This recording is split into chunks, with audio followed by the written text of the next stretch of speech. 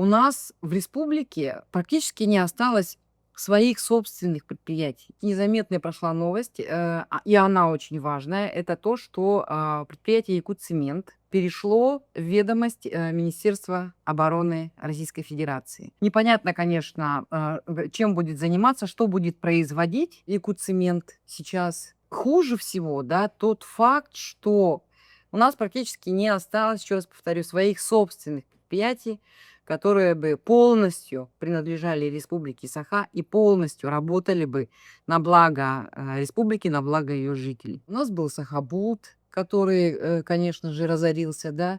У нас была своя ФАПК Якутия, она тоже разорилась. Алмазы не наши, золото добывают москвичи, уголь добывают тоже, это вот компания, да, Мичел, они добывают. Якутцемент до определенного времени тоже принадлежал республике, но потом эта компания вошла в холдинг Восток Цемент и тоже практически перестала быть нашей, к большому-большому сожалению.